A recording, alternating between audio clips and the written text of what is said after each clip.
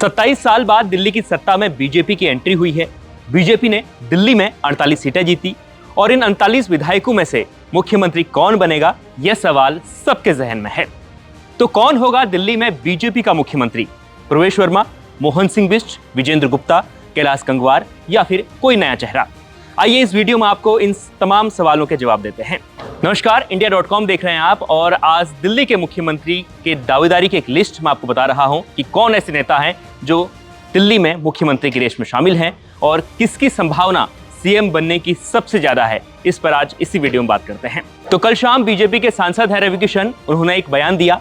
उन्होंने कहा कि कयास मत लगाइए, जब नाम आएगा तो सब लोगों का मुंह खुला का खुला रह जाएगा। यानी उनका इशारा इस ओर था कि किसी नए चेहरे पर बीजेपी इस बार दिल्ली में दांव लगा सकती है, यानी कोई नया चेहरा दिल्ली में बीजेपी का मुख्यमंत्री बन सकता है। तो कौन है वो नया चेहरा, उसके बारे में आपको बताएंगे, लेकिन उससे पहले किन दिग्गजों की फिलहाल चर्चा सीएम के रेस के तौर पर हो रही है वो जानिए। तो इस लिस्ट में पहला नाम है नई दिल्ली सीट से अरविंद केजरीवाल को चुनाव हराने वाले प्रवेश वर्मा का। प्रवेश वर्मा को चुनाव के दौरान भी बीजेपी का दिल्ली में सबसे बड़ा चेहरा माना जा रहा था। चुनाव से पहले एक इशारा था कि अगर बीजेपी दिल्ली में आती है तो वर्मा मुख्यमंत्री बनेंगे। प्रवेश वर्मा अमित शाह के करीबी माने जाते हैं। उन्हें लोकसभा चुनाव में इस बार टिकट नहीं मिला था और इसलिए हो सकता है कि बीजेपी ने शायद उस वक्त से ही इन्हें सीएम के तौर पर प्रोजेक्ट किया हो और इन्हें विधानसभा चुनाव में उतारा हो। अब इस रेस में दूसरा नाम उस नेता का है जिसने पहली बार दिल्ली की मुस्लिम बहुल सीट पर एक तरफा जीत हासिल की है।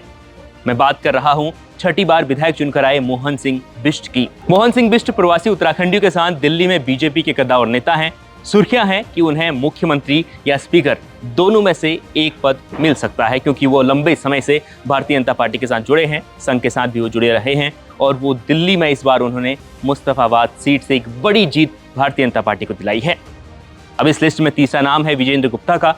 विजेंद्र गुप्ता रोहिणी सीट से लगातार चुनाव जीतकर आते रहे हैं और वह बीजेपी के स्टैंड को दमदार तरीके से विधानसभा में रखते आए हैं।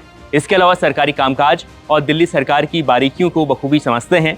कई बार अमित शाह उनकी तारीफ भी कर चुके हैं। ऐसे में उन्हें भी मुख्यमंत्री की रेस में माना जा रहा है।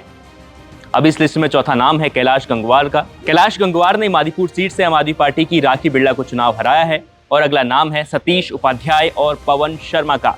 ये दोनों दिल्ली में ब्राह्मण चेहरे के तौर पर हैं और सबसे बड़े चेहरे माने जाते हैं और इन दोनों को मुख्यमंत्री की रेस में माना जा रहा है। सतीश उपाध्याय ने आम आदमी पार्टी के कद्दावर नेता सोमनाथ भारती को मालवीय नगर सीट से चुनाव हराया है। अब एक आखिरी नाम जो मैं आपको बताने जा रहा हूं वो आपको चौंका देगा। यह नाम है रविंद्र नेगी का। रविंद्र नेगी को संघ का भरपूर सपोर्ट मिल रहा है। पीएम मोदी उन्हें बेहद पसंद करते हैं और उन्होंने अवध ओझा को पटपड़गंज सीट से चुनाव हराया है। इससे पहले उन्होंने आम आदमी पार्टी की जब लहर थी और तब पिछली बार मनीष सिसोदिया को कड़ी टक्कर दी थी, महज 3200 वोटों से पीछे रहे थे और इस बार उन्होंने 23,000 से ज्यादा वोटों से अवध ओझा को चुनाव हराया है। वो युवा हैं, हिंदुत्व का बड़ा चेहरा है। उनके तमाम वीडियो सोशल मीडिया पर वायरल होते रहते हैं और युवाओं को मौका देने में बीजेपी कभी पीछे नहीं रहती है। इसलिए उनका नाम भी इस लिस्ट में शामिल है और कहा जा रहा है कि अगर बीजेपी किसी को चौंकाएगी तो वो चौंकाने वाला चेहरा हो सकता है कि वो रविंद्र नेगी को आगे कर दें। तो ये थे दिल्ली की सीएम रेस में चल रहे संभावित नाम। इन पर आपकी क्या राय है? आपको लगता है कि कोई नया नाम है जो सीएम बन सकता है? तो कमेंट कर जरूर बताएं और देखते रहें India.com।